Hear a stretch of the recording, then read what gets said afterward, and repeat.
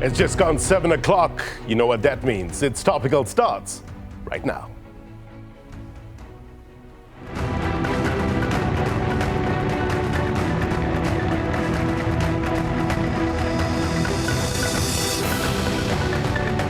Very good evening to South Africa, those watching around the world. My name is Blaine Herman. This is It's Topical, our digital audience popping up in the back of me tonight. They will weigh in terms of the burning questions that they have for our guests in a short while. But first, the Proteas women are on the cusp of making history. The hope is that they can pull it back. Could they become the first South African senior cricket team to win a World Cup? They are taking on New Zealand in the T20 World Cup final, fighting for glory on the world stage. We've got a close eye on that match in Dubai. Let me have a quick squiz at the score, 111 for 7. Not looking good, but there's always hope. We'll get you the very latest in a short while. Now, to another story we are following very closely, the death of 6 children. Suspected food poisoning in Gauteng, those precious lives cut short. Investigations are underway that must be underlined. So we don't know the exact cause. We need answers. We need to figure out how this happened and to prevent it from ever happening again, right? We want to interrogate the role of inspectors in ensuring quality food is consumed by customers. So, with uncertainty surrounding the exact causes of the deaths, our guest tonight will help us explore the potential causes and the necessary steps to ensure community remains safe.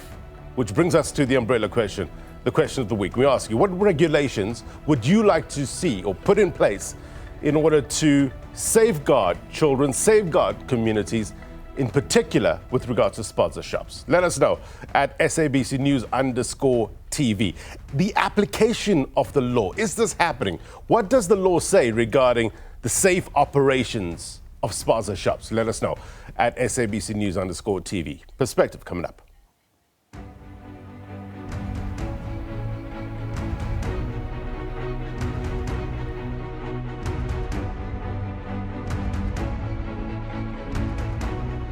All right, let me bring in now SABC News reporter Monique Lewis. She's standing by with Naledi residents in Soweto, where the burial of the 6th child took place today. Monique, a very good evening to you. A fortnight following this tragic event, what is the sentiment on the ground? No doubt, melancholy prevails.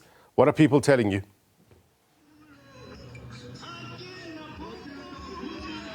Well, a very good evening to you, Blaine, and to the viewers. We are live currently on the soccer grounds in Naledi in Soweto, where a church service is currently being held in commemoration and in memory of the 6 children who passed away tragically 2 weeks ago after allegedly consuming snacks from a local sponsor shop. But right now with me, I just have one of the residents, Tepi, so to actually give us a little bit more background on what is taking place today, this evening. And also, before we get to that, the 6th child was actually buried this morning in Soweto after he passed away in hospital last week Sunday, while the 5 children had a mass funeral. But right now, I just want to bring in with me one of the residents. Good evening to you, sir, and how are you? I'm good, and yourself? I'm good. Can you please just inform us more about what is happening, what is going on with this church service today? Okay, thank you. My name is Sepol Kwape. I'm a resident of Naledi.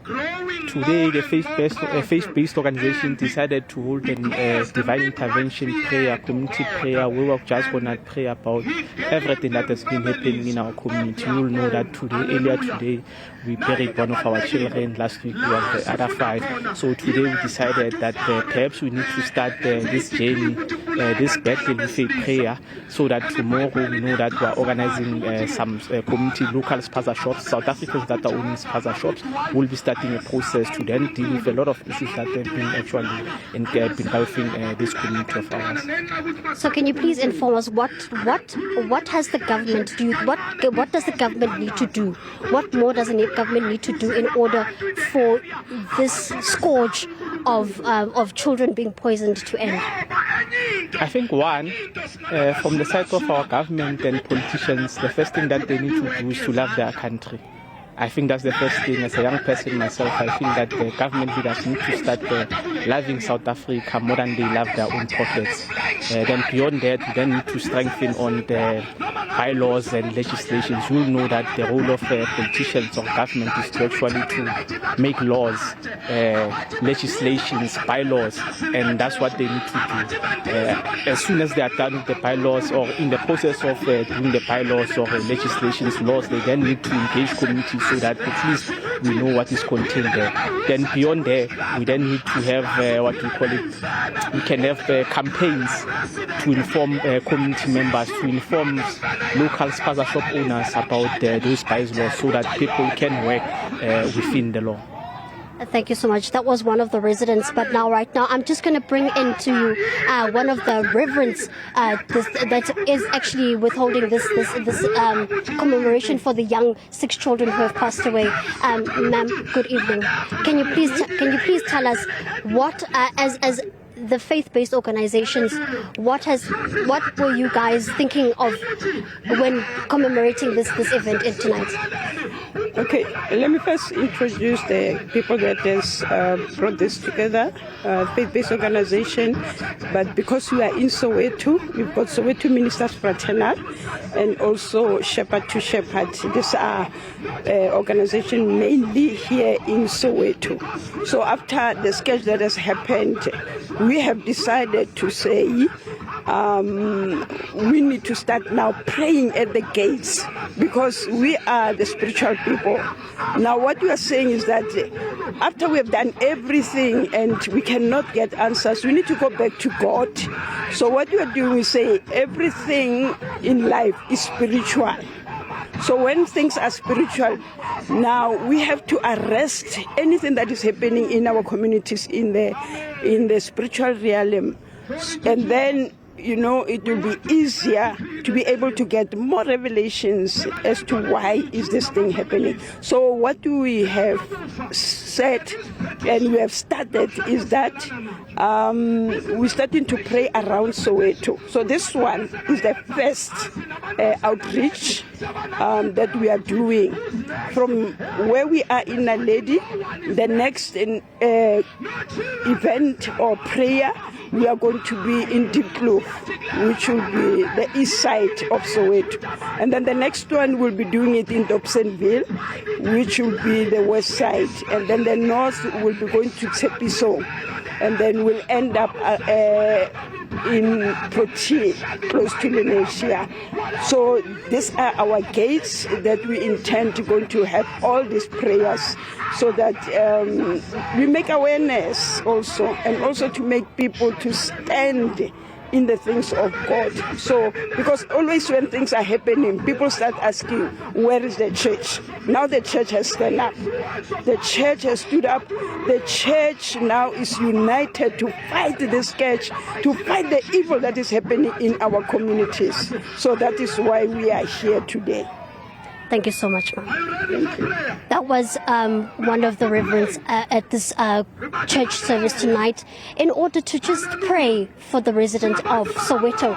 And she has also mentioned that they will be doing more prayers around Soweto and in the province just to mitigate all of these scourges that are happening. But with me once more, I will bring in another resident to just touch more on how the residents of Soweto have been feeling. Disgruntled residents have been looting shops, have been looting local spaza shops after the incident that happened here in Naledi. So I just want to bring in one of the other residents to just give us a touch base on how the community has been feeling since this incident. I will bring in now General Mokoena, sorry for that, General Mokoena, to just give us more on this. You know, the residents are very, very, very angry. But I'm so happy because, you know, as leaders, they have understand us. We calm them down, but we don't tolerate looting because we are not going to allow looting their locations. But I understand their situation. It's better to lose 6 kids. No. in one thing. What I know again, we had I want to thank my councillor, Mr. Mota. We have supported the whole families, including our local undertakers. All of them, they've done well. We give this kids a dignified funeral, especially these guys from what do you call, from schools.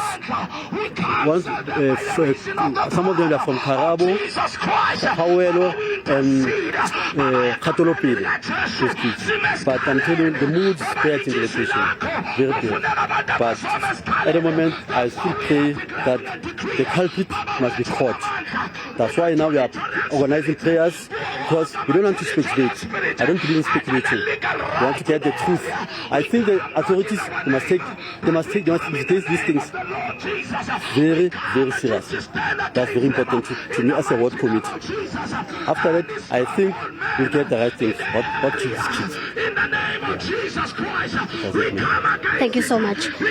But right now, that was General Moilwa just highlighting how the residents of Naledi in Soweto feel, and they need justice.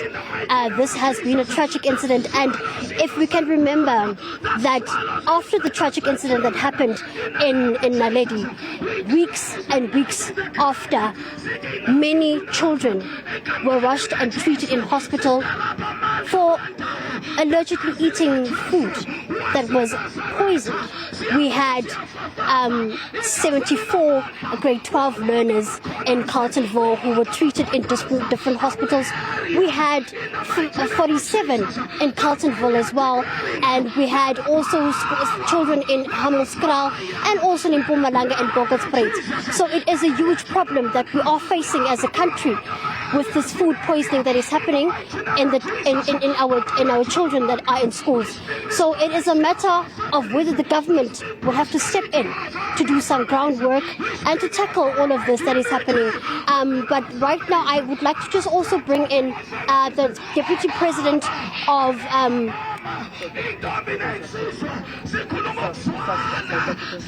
Hello? Okay, no problem.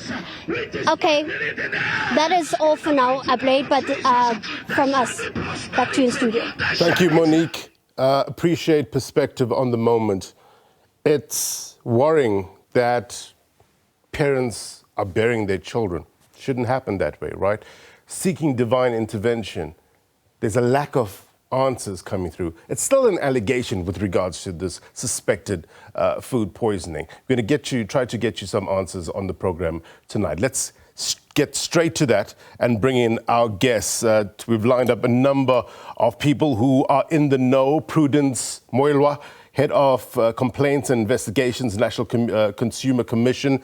Also, we have Dr. Gerhard Verdoorn, Stewardship and Operations Manager at CropLife SA and Director of the Griffon Poison Information Center. Good to have you both on the program. Also, our digital audience as well. Please raise your hands if you have any comments. We're going to try to get most of your comments in the short space of time. Thank you very much indeed. We just had to get that in very quickly, but back to the topic at hand. I want to get a sense in terms of the Consumer Protection Act. Section 55 talks about the right to safe, good quality goods. How are you, as an organization, enforcing this part of the Act? Thank you. The Consumer Protection Act gives the Commission certain ways in order to enforce the rights of consumers. So we start at Section 99 that talks about the consumer rights and also the powers of the Commission to do market monitoring. With this, it then gives the Commission the power to assess on the ground, to go to the market, right, to then do inspections. We then have the powers to investigate, allegations of prohibited conduct, but we also have the right to recall all products that are not safe in the markets. And this, we work together with suppliers. They can either notify us or on our own, we can recall products that are not safe. So, talk to us about the frequency of these inspections. Is it prescribed in law as to how many inspections needs to be done per month with relations to spaza shops? How often are you inspecting these shops? Yeah. The law itself does not prescribe the number of times that we have to do the inspections. However, the National Consumer Commission took it upon itself after noting the escalation in the numbers of incidents of unsafe products on the ground. For this financial year, decided then to do nationwide inspections. Right. So on an ongoing basis, would then have a program of going on the ground. We've covered almost most of the provinces have been covered by our inspections so far. So, look, I want to get a sense, Prudence, in terms of being proactive or reactive. You would agree that being proactive is far more better. It'll save lives. We need to get ahead of this. Did this recent allegations of food poisoning changed the frequency of these inspections for the Commission? Yes. We actually have now intensified our inspections on the ground. And as you may be aware, we've just done the inspections in Naledi in the last week. More work will be done in Naledi in the coming week. Also, another inspections that we've done is in East London, in the Eastern Cape, where other incidents were also picked up that there were deaths there. Our team was on the ground in Eastern Cape last week as well. So we had 2 teams on the ground in the last week as a way of responding to the incidents. However, This was also part of what we were already doing, but the more targeted ones after we heard of the incidents were then based on those 2 areas. Do you think that the Commission has dropped the ball, though, in not doing these inspections more regularly, given that this is not a new issue? Not quite. I think when you look at our response strategy, you can tell that the Commission was actually on the ball by having these inspections on an ongoing basis. And we will never know if more incidents could have arisen if we were not conducting the inspections. However, like you say, obviously more could still be done. What we've also picked up is that the collaborative work between ourselves, the provincial offices of consumer protection, the environmental health practitioners, and other law enforcement agencies that are empowered to also secure the safety of consumers in the markets. When we work together, in my view, we are able to at least get somewhere. All right. Prudence, thank you very much indeed. I'm going to come back to you, Gerhard, in a short while. We've got competing stories, as you know. I just want to bring in our viewers up to speed with regards to the developments on the cricket field. New Zealand winning the T20 World Cup. Unfortunately, the Proteas losing out in that final. Let's bring in Vanessa Puna, live for us in the Western Cape. She's with fans, no doubt, heartache and hearts broken. Vanessa, what are you hearing? Yes, good evening to you, and indeed heartbreak for some of the fans who sat through some windy conditions here at the amphitheatre at the V&A waterfront, of course, hoping for their epic win.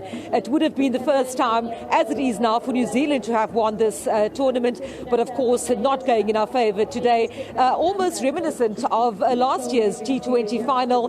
One of my guests, of course, having been at that final where we fell short with 19 runs against Australia. It must be a heartbreaking moment for you. The second year running, watching the final. Last year you were at the stadium. Of course, you told me earlier you had great hopes. You laud the Proteas for putting women's sport on the map in this way. But of course, not the result we were hoping for, Nampla. Vanessa, heartbroken, of course, but still proud at the same time. Growth in women's sport, especially cricket, and of the dominance of the Aussies, which means it's good. And for us, getting in here for the second time, and SA Cricket is doing a great job, even on locally. So it means that we are going to come back and come back stronger. So we are very hopeful, but this is the nature of cricket, very unpredictable, very humbling. This is the beauty of sport. It actually teaches you a lot of lessons. I was still very hopeful around when we had about 20 balls. But then here we are. Congratulations to the friends. They're also deserving. Both nations were both deserving. So it shows growth in women's cricket. Thank you. And also someone who was sitting and literally praying, Sinalo, of course, I heard you next to me praying with each ball being bowled. Of course, not the result that we were hoping for as the Proteas. Yeah, they did. They played well, but I feel like they made a mistake after those two wickets. They were too casual after that. They forgot what they had to do. But at the end, this is sport. Anything can happen. So next time they will fix their mistake after that. But they will come back strong. They played very well. Heartbreaking. Thank you so much. This is the first time I'm saying it now. New Zealand winning against South Africa. We all know what happens when you play South Africa plays New Zealand. They never win nothing. So now, but they did well. Thank you so much, Nalo. Of course, making reference there, I think, to rugby and others. But yes, extremely sad here for some of the fans, most of whom who have left the amphitheatre. But of course, the diehards that are still sitting here and about to, I suppose, watch the post-match events happening there in Dubai. Yes, indeed, a sad moment for you. Let me bring you in here just very briefly. You've been here all afternoon. I heard someone talking about the stress levels and the nerves. Didn't end the way you hoped it would end. Yeah, I actually thought this time would be the one because this is the second time they've lost in the final. Yeah, so I thought this would be the time. And remember, the men's cricket team also lost in the final. So I guess I'm hoping we learn from this. Yeah, we were going well up until the 6th over. I thought we were doing good up until we lost Laura Gerhard as well and Anik. Yeah, so Bosch. So I thought we were doing well, but I think we got a little irresponsible in a way because our shots were not actually our shots were not we didn't play responsible shots, and then they were in the right places. They were really disciplined. New Zealand were really disciplined in it. Thank you so much for your time. Of course, they are all credit to New Zealand. Played a fantastic game, as we've just heard here from some of the Proteas fans, but also registering their disappointment at what would have been a wonderful victory for South African sport. That's not the wind that's causing tears in Vanessa Puna's eyes. She's hurt. I know she's hurt. We'll check back with Vanessa a little later on in the bulletin. Let's go now to the Wanderers, where we find my colleague Samantha Murray. What are people saying there, Samantha? Blaine, New Zealand has played the better match on the day, deserving World Cup winners, the first time for them. Obviously, heartbreak, but we're still proud of the performance, and we should be proud of the performance. It's the second successive World Cup that we've gone to a final in, so that's definitely something to celebrate. I'm joined by some of the Lions players who have teammates in the national squad. Guys, what are your thoughts? I think it's heartbreaking, of course. We definitely had all the belief that our girls could do it for us, but like I said previously, we're proud of them no matter what. They've changed girls' lives across the country. They've changed the domestic season, they've changed the professional season, and for that we can only say thank you. A great performance during the World Cup. We beat Australia for the first time, so lots of positives to take out of this tournament. There are definitely a lot of positives to take out of this tournament. We've seen the progress that the ladies have made, and you can see the progress throughout the structures in South Africa. So beating Australia was an absolute highlight of the World Cup, and we're proud of what they've done and what they've achieved this World Cup. You guys are cricket players, so obviously you guys are looking to be professionals at some stage. So this is definitely inspiration for you going forward, that South Africa can rock up on the world stage and can compete with the best? Yeah, I think that as upcoming professionals and somebody or the two of us that would like to be there at one stage, I think it's definitely something that we look forward to, and knowing that the team can only go up from here. We can't go down.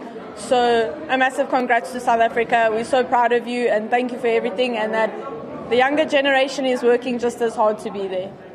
New Zealand definitely played a good game today. Deserving winners. They also win for the first time.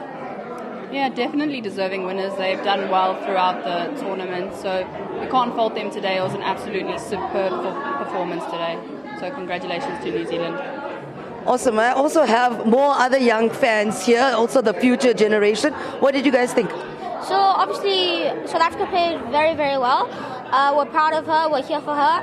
And obviously New Zealand did a great job, but we beat Australia, and I'm sure everyone out there, and we are very proud of the girls. And you? I'm very proud of the women's team. They did very well, and congratulations to New Zealand. They also played very well, and yeah. Yeah, huge shout out to New Zealand. They really did play well in this final. I think we just lost our rhythm throughout the tournament, but I'm really proud of them. They did really play well. Playing, and that's what the fans here at the Wanderers say. Back to you. Thank you very much indeed. No doubt I can see the heartbreak in their eyes, but still, they did us proud, as your guest saying. Samantha Murray, thank you very much indeed. Never give up, never give in, right? Get ready for the next battle. I guess we must thank the Proteas women for getting this country excited again, giving us that hope. And that's a big win in my books. We're going to take a quick break. We will continue our discussion on alleged food poisoning, some of the solutions. We're going to get that next. Stay with us.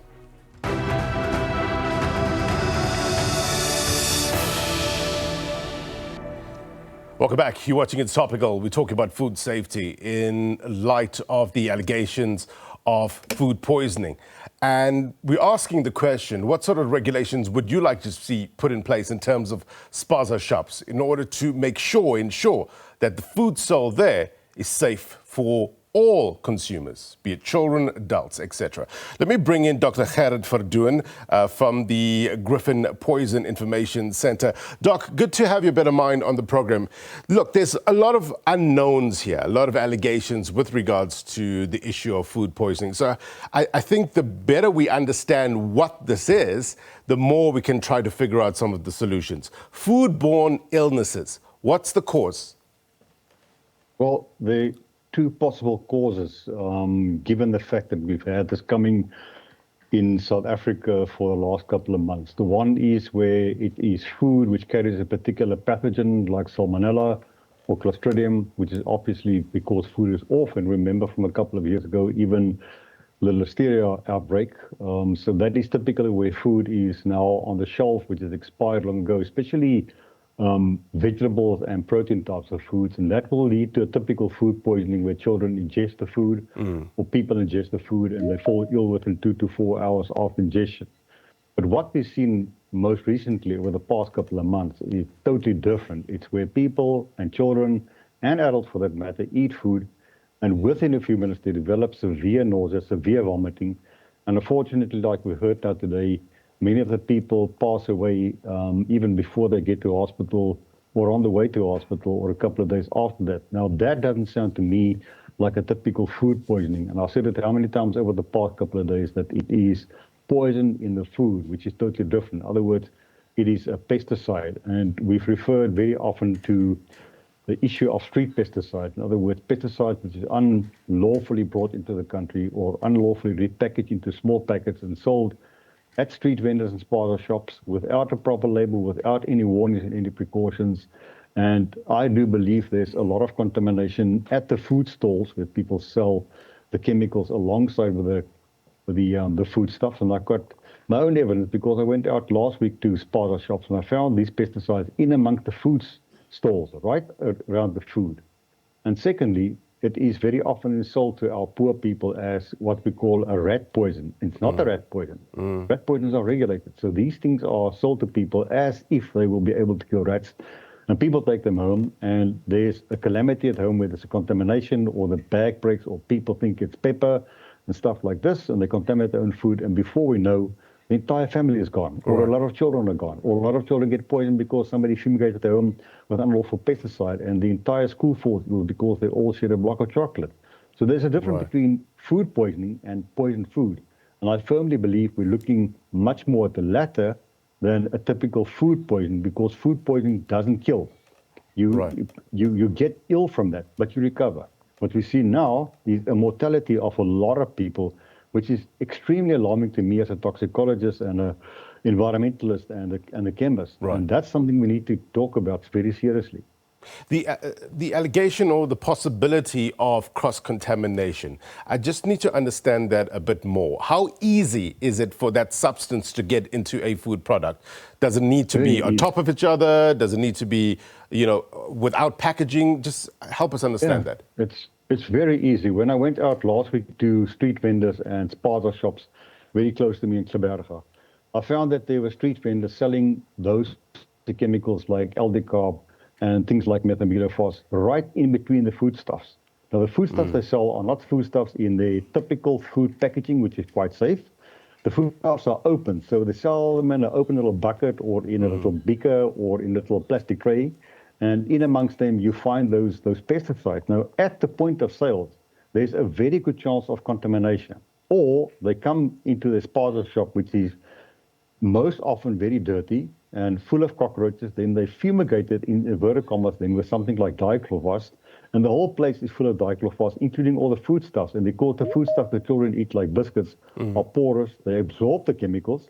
And the children buy that unknowingly, they take it home, they eat it, and they get intoxicated then by chemicals. The contamination can either happen in the store, where people sell these unlawful chemicals in amongst the foodstuffs, or it can contaminate the food at the home, where people then open the food packet, or then they mix it then, unfortunately, with some of the chemicals. And we've had cases where people think that the black little granules, which are LD-carb, is actually pepper, and we find the entire family dead in the kitchen within half an hour. Prudence, are you picking up these, what Dr. Verdoorn is talking about in terms of these substances in and among the food? During your inspections, are you picking this up? Some of our observations, which are very concerning, it's just how some of the chemicals are indeed kept next to the foodstuffs.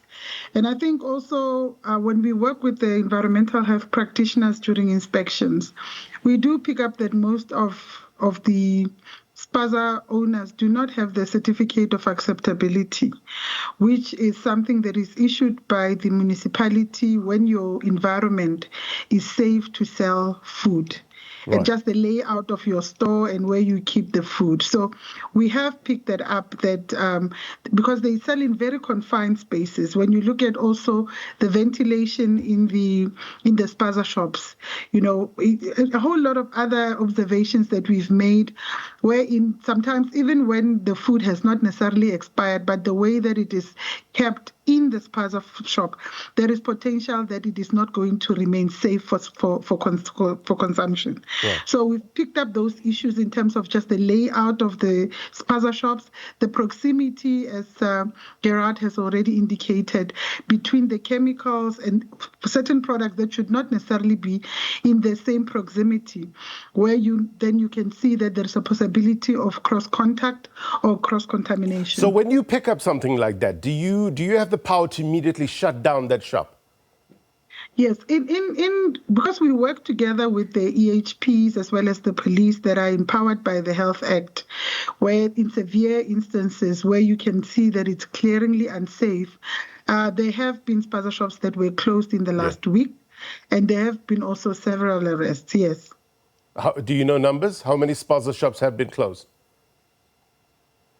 Unfortunately, at this stage, because we still need to go back to the office to just tell you the numbers, but what I know is that the ones that were glaringly unsafe were closed. So that was the modus operandi of the inspectors, wherein they find, you know, excessive violation of various regulations across the board, then they would move to close. All right, let's bring in our digital audience. I'm going to try and get as many comments as possible. We're running out of time, so if you can keep your questions or comments as short as possible. Cynthia, let's hear from you first. Cynthia? Thank you very much. Good evening, everyone who's listening. My comment is that this is really a big problem because if you can check, now community members are trying to take the law into their hands to try and ban some of the food items which they think that have problems. And then they had just mentioned now that really have to look into some things like pest control. Right. Because now, let's say, for example, they ban certain food which they think that they have problems. What about the pest control? What is happening in the store? Does whoever owns the shop, do they have a certificate of acceptability? Right. Do they know what they are selling? Do they know the risks that comes with selling food? Right. Cynthia, thank you very much indeed. I wonder if, I'll just keep this in the back of your mind, Prudence, do spaza shops need to be registered beforehand, before they open? I'll come back to you for a quick answer. Carmen, let's hear from you. Hi, thank you so much for inviting me on. I think for me, the overwhelming evidence that's coming forward, this is a bad case, but it brings to light, we have over 150,000 estimated spaza shops in South Africa in both urban and rural areas. And it's with the resources we have available, it's almost impossible to govern all of these. And knowing that not all of them are fully compliant, it raises even more issues. I think, in an ideal world, everyone would have health and safety regulations, everyone would have all these certificates, all their checks in order. But in reality, we can't work in a way like that. And I think the closest way we can get to creating a safe environment for everyone would be to talk about municipal bylaws, getting people in the community involved, and getting people to just, bring to light when they have issues and notice these things. We're talking about spaza shops, which at the end of the day is contribute largely to the economies of local communities everywhere. And these are for the people of South Africa that need to be kept safe at the end of the day. Thank you, Carmen. Mudau? Okay, thank you, sir. My comment on this one would be that having all these things that are said to be, they will be put in place, for example, like what Prudence was saying, that the inspectors come and look at our spaza shops. I would say that we should also have a community health education for our people in the community to say they must look for expiry dates. They must check the packaging of the food if it has been tampered with, or it has a dent or something like that that can pose dangers to their health. We should sit them down, community members, because our kids are also being taken care of by our mothers who can't even read them. So I think we should tell them, or just teach them the basics, to say this is what you look at immediately when you go to the spaza shop to buy things, because everything is being done, but our parents and our kids don't really know much what to look at when they go to the spaza shops. Right. I'll throw that to the doc as well in terms of warning signs. I just want to hear from Lungile. Thank you, Raymond. Indeed, we have a serious challenge, and it's also disturbing because it's affecting us as the community. And you'll remember that the target markets are the learners. Some of them now, they are about to write their exam, but now they are ill. So it's a challenge which need the local government also to ensure that their compliance officer and inspector are on the ground to check the compliance. Without that, we'll always have the similar challenges if we don't check the compliance. 100%. Thank you, Lungile. Rotandwa, can I hear from you and then see Boeing? Thank you very much. Just to add on to what the audience has already said, I think it's also very important to acknowledge the fact that we're dealing with a majority of these spaza shops are in townships, in places where we have the low-end level of community. So it's also very important to sort of break down the laws that are in place, laws and regulations to be broken down into simple language, right? In order for everyone to be able to understand, because we know and we acknowledge that it will not be easy to make sure that all spaza shops have the certificate of acceptability, follow the necessary protocols. But if people are educated in a language and in ways that they understand, it will be easier to try and curb this huge amount of deaths and sicknesses in children, because essentially the most important thing is they do not know about all these things, the difference between food hazards, food contamination, food poisoning, and all those things. So education is a very essential part of trying to combat this problem. Good point. Siboeng, let's hear from you. Thank you so much. I believe that because the communities and families are getting anxious with regard to the incidences that are happening, the visibility of all responsible stakeholders, be it the local municipality, is going to lessen the reaction of the communities. Right. Because while we are getting solutions, we should also not incite violence and xenophobic attacks in our community.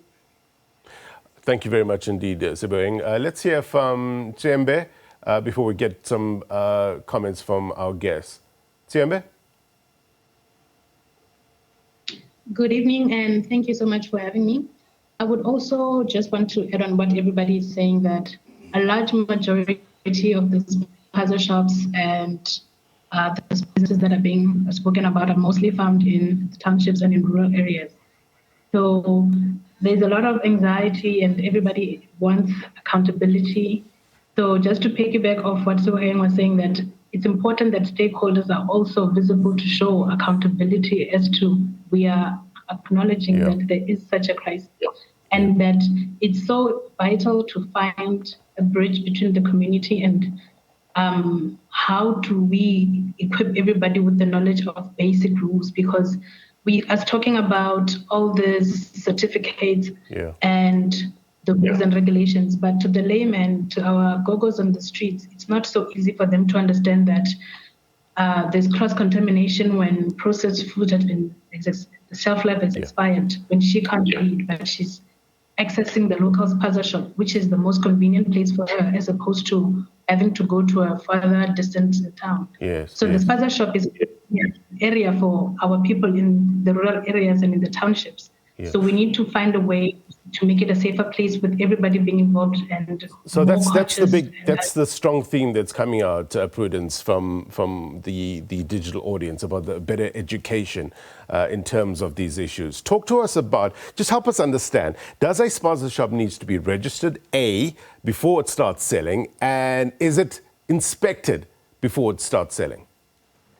Yeah, I would not want to speak on behalf of the municipalities, but from our work with them, it does seem to be that they need to have the certificate of acceptability. That on its own would then ensure that they comply, right? So before you can even sell food, you need to have a certificate of acceptability. What's on your checklist? When you are doing the inspections, what's on the checklist for you? From our side, we check compliance with the labeling regulation. Obviously, what is required in terms of law, it's not only that consumers have the right to good quality and safe goods, but also when you sell products, they need to have labels on them. Now, one of the conversations that we've been having with the spaza shop owners, especially the ones where compliance is close to what is required, is to say for labeling of products, especially for the products that they produce, where, for example, you make your acha or you repackage goods that is already labeled, but then you add them onto a different label and you do not label, is that you do not necessarily have to use the mechanisms of using expensive labels. For example, if you're going to prepare food that you sell in you already know what the ingredients are, right? So it would be helpful for you to then have those goods labeled in a way that is legible, where people can be able to read what is in the product. And even with conversations on the ground, the people do want the spaza shops to continue.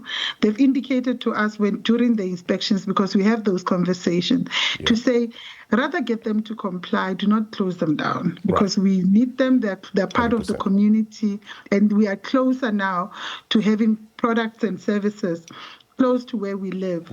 So we support that, but also we cannot do that at the risk of, loss of life, especially in situations like this. Doug, so in terms of the checklist. Go on, just complete your point. So in terms of the checklist, we would then allow the environmental health practitioners, obviously, to check the books, to check whether or not they have the certificate of compliance. The Home Affairs would check whether, if people are from they're foreigners, to check their status. And immigration would then come in to check whether their papers are correct. But then we would then come in to check the issues of labeling, the issue of sales record, which are issuing of receipts. And to also check whether the goods have the proper labeling as well. So it's a multi-pronged approach from the various departments. I think one of the pushbacks you're going to get from the general public is that the frequency of this being done. I think that's the concern area. Doc, just with regards to the telltale signs, what should people be looking out for? Sometimes you find that there's this product in just a clear plastic bag. What should people be looking out for? Well, look out for what Act number 36 of 1947 demands of anybody selling a pesticide, because I think that is the main issue. That pesticide, first of all, must be registered in the country by Act number 36 of 1947 with a registration number starting with a capital L followed by 4 or 5 digits. If that's not there, already the suspicion starts arising. Secondly, it must be in a proper label, which is, in other words, a container. It might be a box, it might be a bottle, it might be a plastic bottle, it might be a sachet. It must be properly packaged, and it must have a formal label. You cannot have pesticide of any nature in the country, whether low toxic or high toxicity, in an unlabeled container. And that is where the sparta shop owners make the big mistake of buying these things from what they call runners and putting them in their shops, and they have no idea what the risk of those things are, and the public also don't have an idea of what that is. So that is something which is very important for the public to take note of, that the pesticide must be registered, it must be properly labeled, it must be in a proper container. And if any vendor, whether a sparta shop owner or a street vendor, is selling a pesticide of that particular nature, it's unlawful, because none of them have a license which is issued by the Department of Health to deal with those pesticides. So my advice would be, and I'm going to use some very strong advice here, is for us as a country to stop sparta shop owners from selling anything which is of toxic of nature. It should only be the normal aerosol sprays and maybe a rodenticide, but not what we call the street pesticide. That should be completely banned from possession and ownership and being sold by any sparta shop owner or any street vendor, because I believe that is the major issue. Doc, I need to go, but I just need to throw in this last question because I think it's going to be important.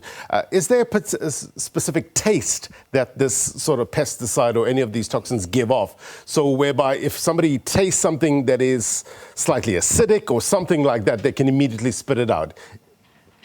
Some of them have something called Bitrex, which is extremely bitter.